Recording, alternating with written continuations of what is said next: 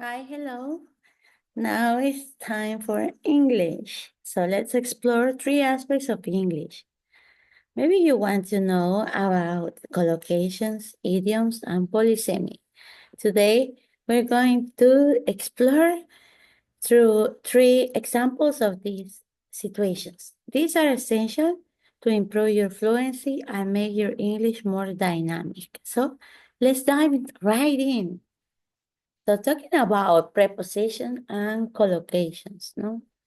Collocations are word combinations that help us sound natural when speaking in English. There are three examples of adjectives plus preposition and collocations that I'm going to present to you. So the first one I want to present is keen on.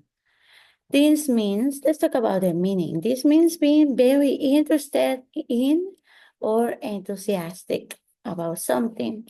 For example, I've always been keen on learning new languages. It's a great way to talk about your hobbies or interests. Another one I want to present you is afraid of. This is used to express fear or concern about something. For example, she's afraid of spiders, so she always avoids going into the garden. Another one, for example, you can use this one for simple, very useful everyday conversations. Now that's very simple.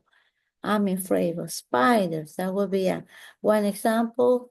But also you can say, I'm afraid of rats, for example. So it's very, very useful.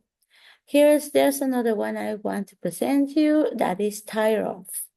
This means feeling bored or fed up with something. For example, I'm tired of eating the same food every day. I need something new. So remember, this is perfect for expressing frustration or boredom. So every time you want to talk about something that you're fed up, you can use tired of. Collocations like this make your English sound fluent and polished. So try to use them frequently every time you want to sound fluent. Also, I want to talk about idioms, and more idioms. So, what are they for? Idioms add color and personality to your English. Here are some interesting ones to learn. Maybe you will hear about under the weather. The first idiom that we're going to talk about is under the weather. That means feeling unwell or sick. For example, I'm feeling a bit under the weather today, so I'll stay home and rest. That means you're maybe blue, you're sad, so you are under the weather. You don't have any feeling of going out or anything like that. So this is a polite way to say you're not feeling great. So you are under the weather. Another idiom is the ball is in your court. So that means it's something's turn to take action. For example, I have done my part of the project. Now the ball is in your court. So it's often used in teamwork or negotiations. Remember that. Here I have another one that says burn the midnight oil. Burn the midnight oil smear working light into the night. For example, he's been burning the midnight oil to finish his thesis before the deadline. So that means you were working very hard for a long time. So this idiom is great for describing hard work and dedication. Now let's talk about polysemy. Polysemy refers to words with multiple meanings. So let's explore three examples. Try to guess the second meaning before I reveal it. Okay? So this one, fair.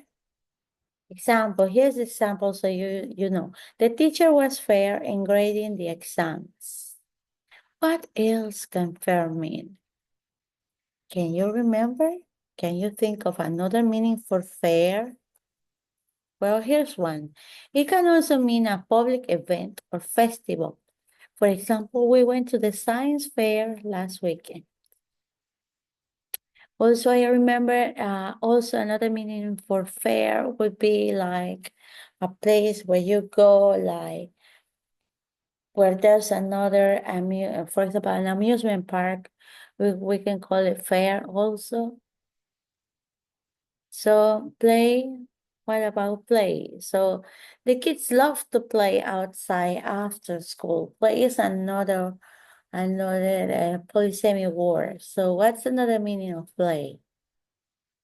Can you think of any? Because that word has a lot of meanings. For example, it can be a performance in a theater also.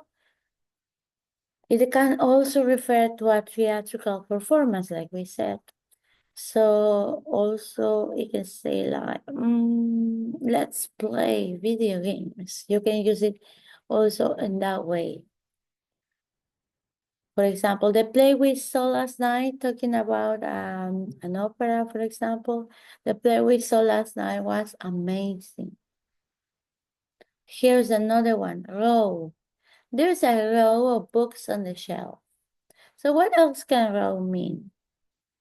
Can you think of any ideas or any meanings row can have? Because row can also mean a noisy argument or a quarrel.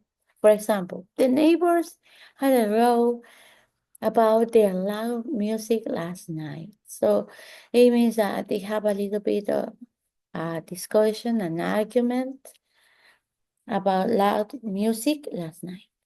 So don't forget that polysemious words make English fun and challenging to learn, but mastering them is very rewarding. So I hope these tools will enhance your vocabulary and fluency, and I hope you enjoy learning with me. See you next time. Thank you very much.